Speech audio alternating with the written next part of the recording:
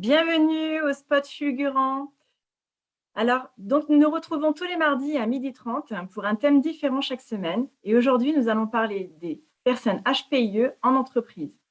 Alors déjà, je vais commencer par définir qu'est-ce que HPIE et qu'est-ce que l'entreprise, pour qu'on puisse avoir les mêmes éléments de contexte.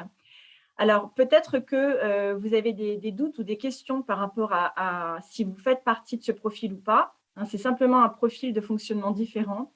Il n'y a pas du tout de lien de supériorité, d'infériorité. C'est vraiment pas comme ça qu'il faut voir le sujet. Alors, une personne HPIE, c'est une personne qui fonctionne avec un système de pensée en arborescence. Ça, c'est un premier élément. C'est-à-dire qu'il va y avoir un foisonnement d'informations qui vont être créées par elles-mêmes et également captées de son environnement immédiat. Deuxième caractéristique d'une personne HPIE, une personne à haut potentiel intellectuel et émotionnel, c'est également une personne qui analyse vraiment de manière très rapide les situations, les personnes, les moments, les environnements et qui arrive à certaines conclusions. Donc, elle fait le lien entre les informations et ça va très, très vite. Et elle est en permanence, en fait, dans l'observation et dans l'analyse. Donc ça, c'est vraiment un autre point qui vraiment caractérise les personnes HPIE.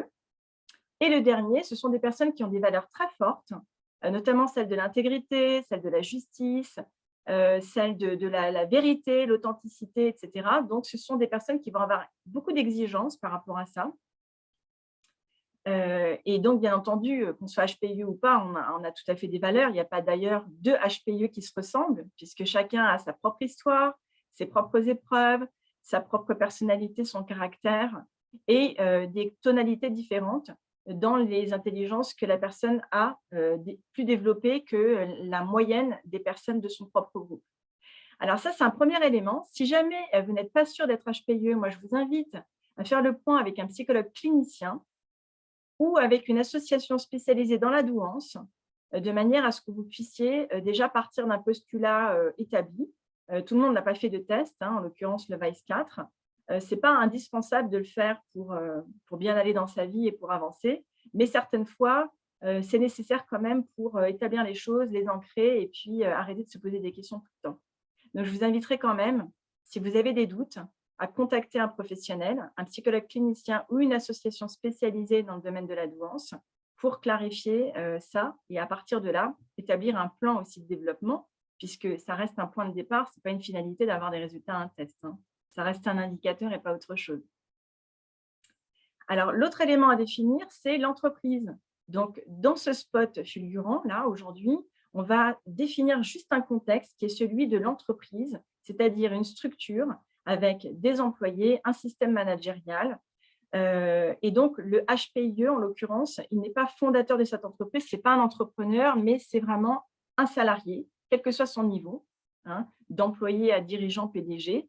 Et on va regarder un petit peu ce qui se passe dans les profils différents.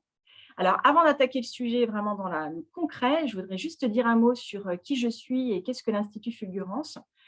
Alors, l'Institut Fulgurance, c'est l'institut que j'ai créé pour pouvoir développer une activité d'accompagnement à destination des entrepreneurs de cœur, c'est-à-dire cette nouvelle forme d'entrepreneuriat qui est axée et sur l'efficacité matérielle et physique dans la réalisation, dans la construction, dans une entreprise saine qui fonctionne, qui a voilà, une structure bien articulée et en même temps qui se veut au service des autres, au service d'une mission. Donc, il y a une composante spirituelle à tout ça. Et donc, ces entrepreneurs, ce que j'appelle, c'est la nouvelle forme d'entrepreneuriat aujourd'hui qui se développe de plus en plus, dans laquelle je me situe moi-même, eh bien, ce sont des personnes qui ont envie et besoin de contribuer à un monde meilleur, qui ont envie et besoin, qui ont ressenti vraiment viscéralement un appel à matérialiser cette contribution et qui dépassent finalement toutes sortes de limites pour pouvoir y parvenir, dans la mesure où elles n'ont pas forcément toujours été entrepreneurs. Parfois, elles l'ont été sur un modèle plus classique. Et donc, il y a vraiment une évolution qui est possible pour que ces personnes réalisent ce qu'elles sont censées réaliser à grande échelle pour créer vraiment un impact majeur et positif dans la société actuelle. Et il y en a grand besoin. Donc, ce sont des personnes qui vont contribuer à modifier les paradigmes, à faire évoluer les modèles, d'action, d'éducation, de santé, de collaboration, etc. Donc, ce sont des créateurs qui ont des idées, mais qui n'ont pas toujours le savoir-faire ou le savoir-être pour développer ces idées et pour les mettre en pratique, les réaliser, les ancrer dans notre monde matériel, sociétal, pour que le changement puisse vraiment toucher le plus de monde possible en bien.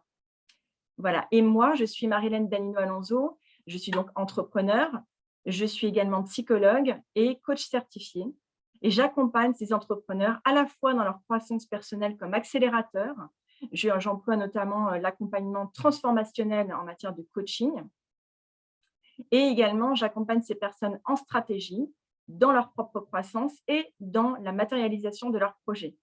Puisque quand on a une idée et qu'elle reste idée, elle ne se matérialise pas. Et le but, c'est de pouvoir en faire un projet réel, réaliste et qui, du coup, intègre le monde pour pouvoir générer vraiment un changement. Donc, imaginez plein de projets en même temps qui ont dans l'idée de favoriser un monde bienfaisant, un monde sain avec des relations qui ne soient pas toxiques et avec un équilibre, sortir du système dominé-dominant, eh bien, plus nous serons nombreux à le faire, à y contribuer, plus le monde finalement ira bien et pourra se développer de la meilleure manière possible.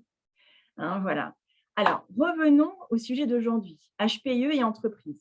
Alors, j'ai travaillé en entreprise pendant plus de 15 ans et j'ai donc observé énormément de personnes et moi-même, puisque moi-même, je me suis découverte sur le tard HPE et à la suite de ça, j'ai également accompagné des personnes hypersensibles ou des personnes HPE, des personnes HPI et HPIE.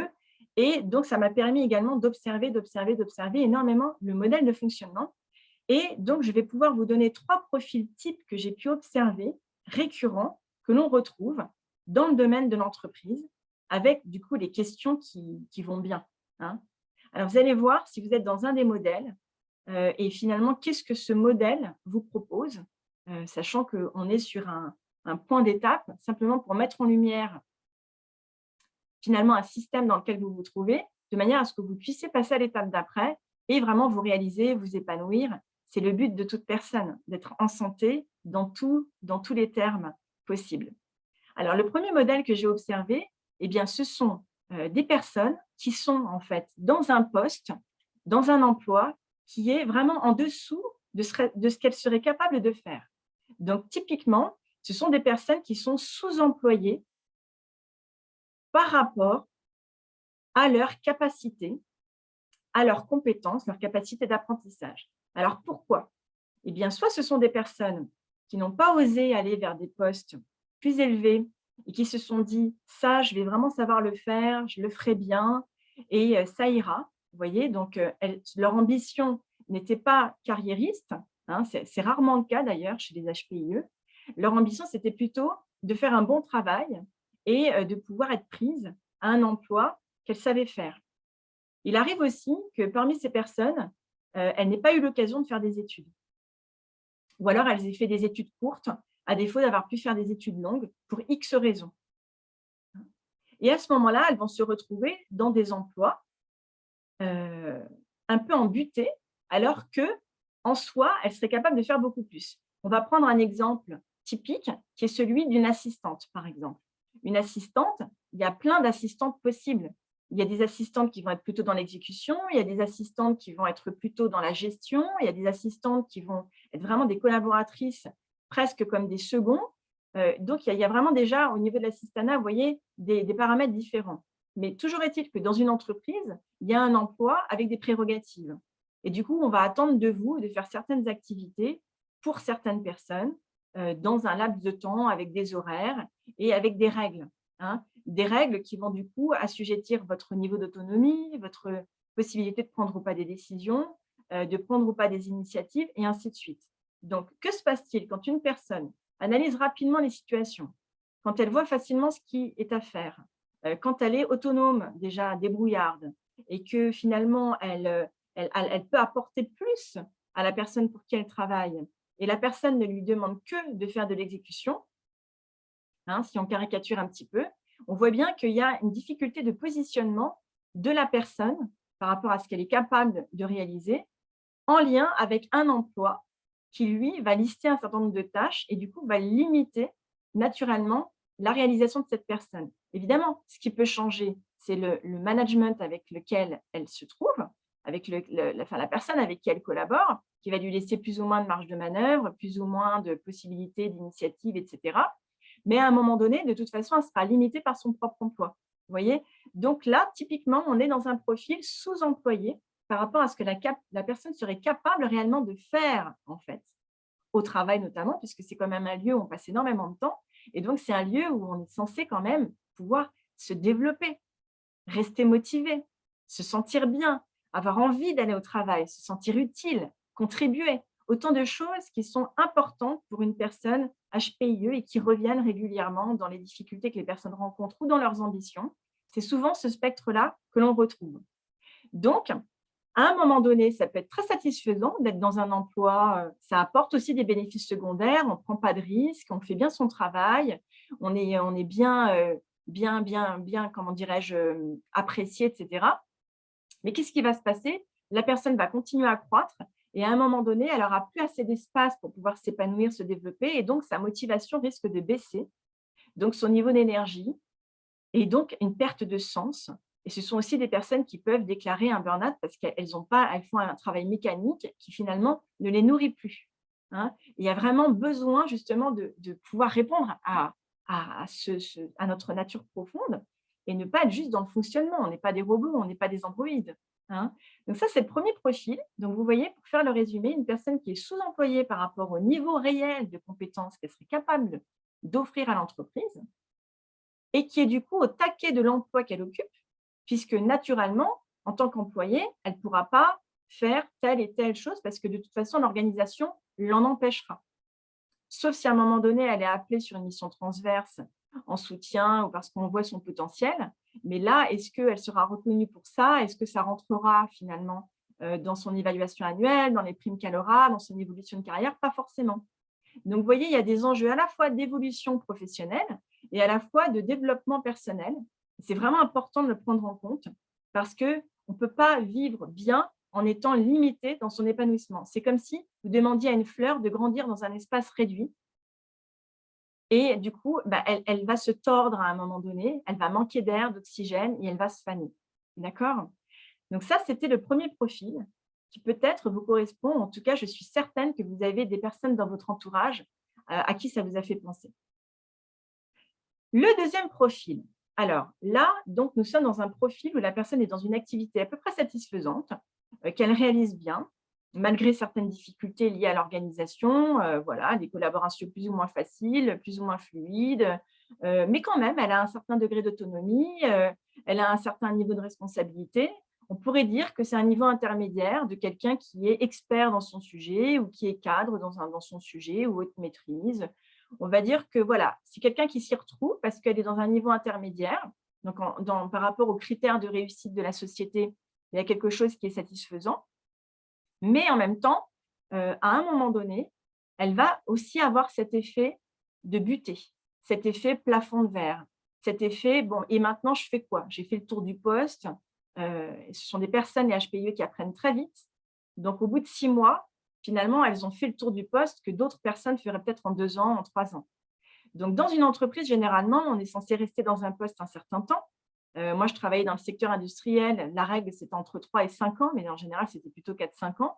Donc, quand on a fait un peu le tour du poste en 6 mois et qu'on ne nous donne pas de nouvelles prérogatives ou qu'on se retrouve avec un décalage finalement entre notre manière d'analyser les situations, les idées que l'on peut proposer et ce que finalement on nous autorise à faire, vous voyez bien qu'il y a une distorsion qui se crée et la personne, à un moment donné, est au taquet d'un épanouissement qu'elle pourrait avoir.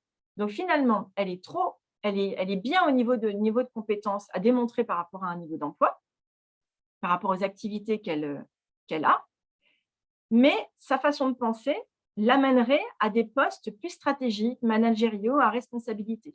Qu'est-ce qui va se passer? Il va y avoir toutes sortes de rivalités. Parce que les personnes qui sont positionnées à l'organigramme dans le même niveau que cette personne, ça ne va pas leur plaire. Les personnes qui sont en dessous, elles vont se dire: «Mais ce n'est pas cette personne ma chef», donc ça va créer des conflits de toute façon dans les équipes à un moment ou à un autre. Et puis le responsable qui est au-dessus, finalement lui, ça lui va bien puisque cette personne produit bien. Elle coûte un peu moins cher à l'entreprise que si elle était, sur un niveau bien au-dessus. Donc pourquoi la faire évoluer?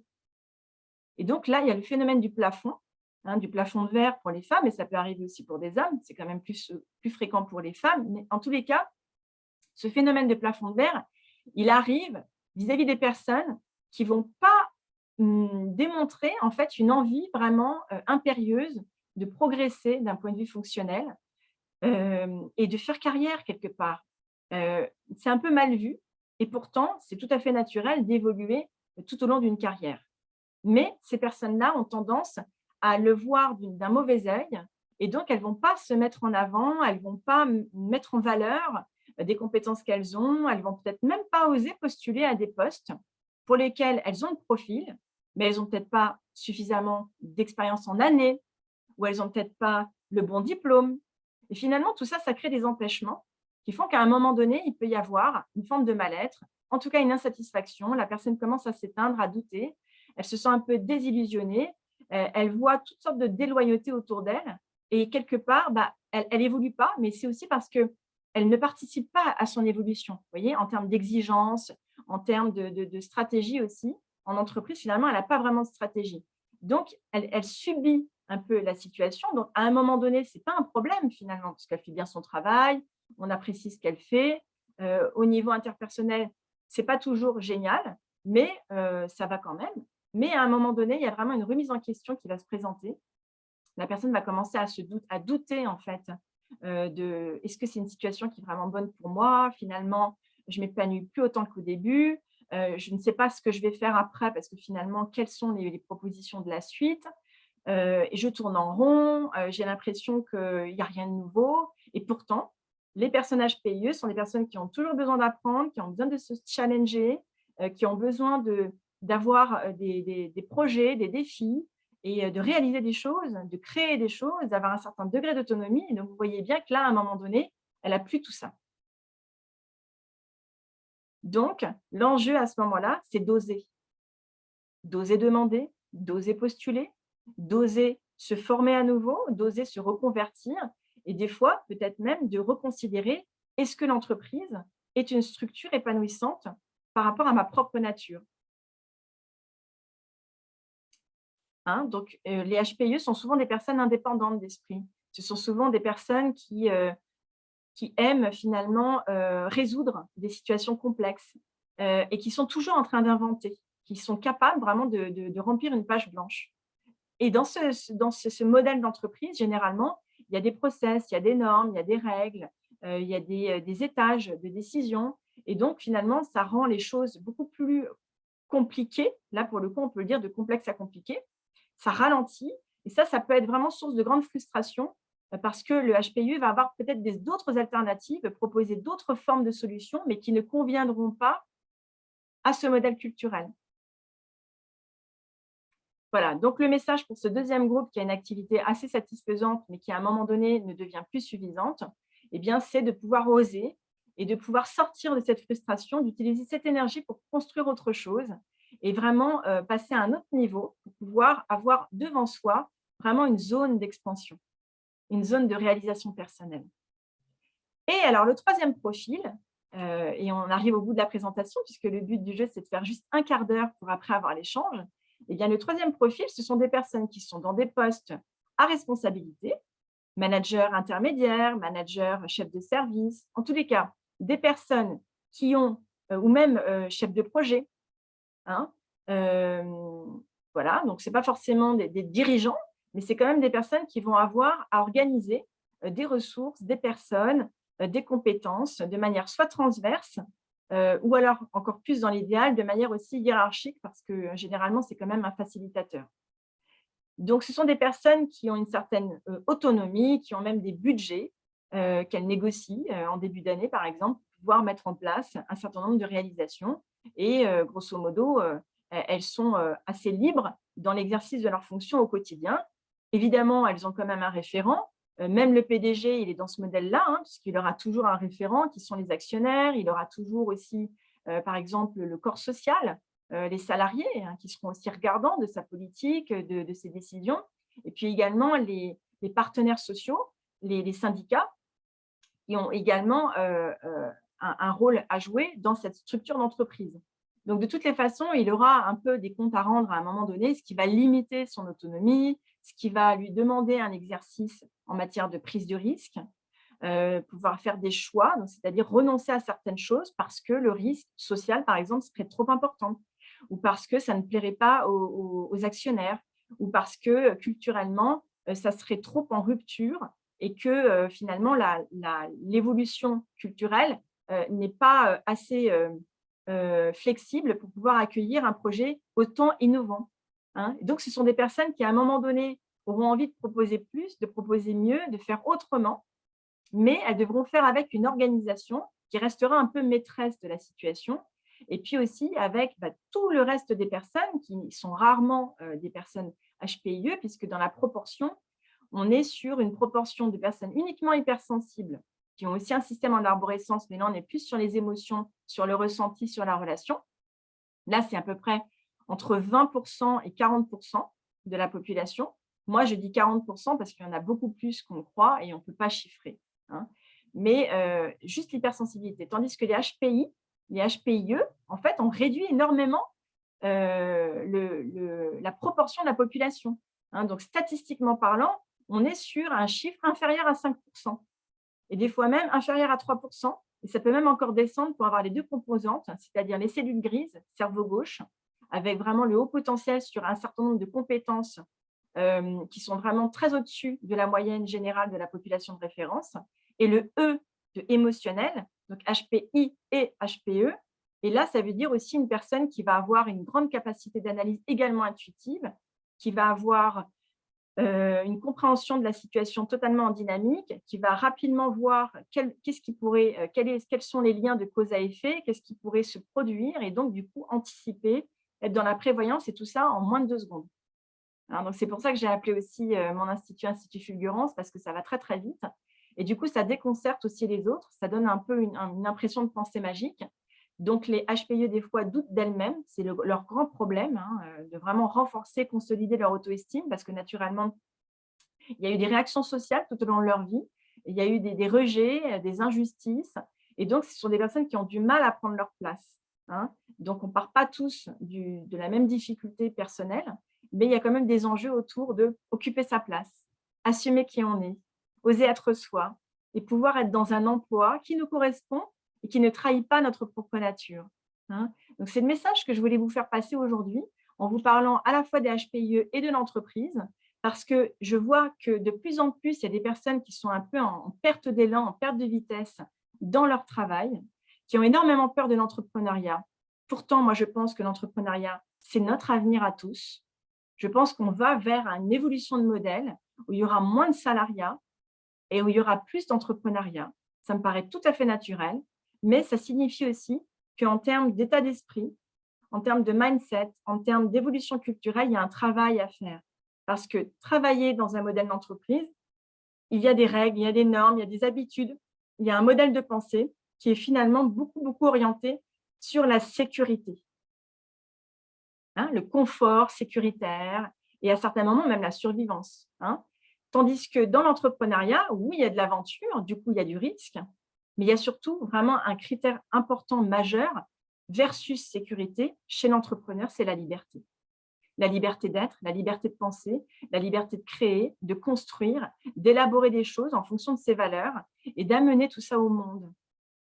Donc l'entreprise, ça peut être un magnifique étrier, c'est une zone d'apprentissage fabuleuse. Moi, j'en viens. Hein. Et puis après, il y a des entreprises qui sont plus humanisantes, humaines, bienfaitrices dans leur modèle managérial que d'autres. Pour autant, à un moment donné, aussi en fonction de notre âge, ça peut être 30 ans, 40 ans, et il y a des jeunes qui, dès 20 ans, disent « Non, non, moi, ce n'est pas comme ça que j'ai envie de vivre. Moi, je n'ai pas envie de ressembler à ces personnes. Hein. » Donc, il y a des personnes qui comprennent très tôt ça. Donc, qu'est-ce qu'elles font? Elles se tournent vers un autre modèle de réalisation personnelle et professionnelle, qui est celui de l'entrepreneuriat.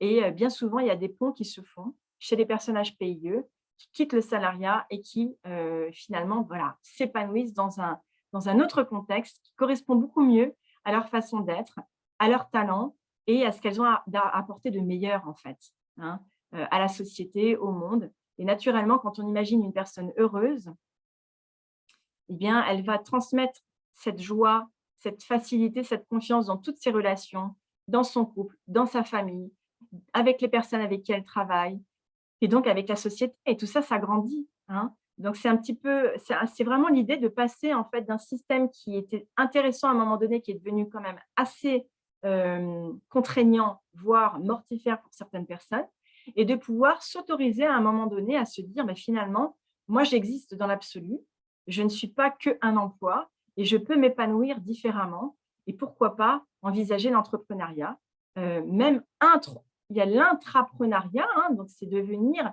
pilote d'un projet dans une entreprise, mais avec des règles qui sortent du système managérial qui verrouille. Voilà pour aujourd'hui pour le spot fulgurant, le premier.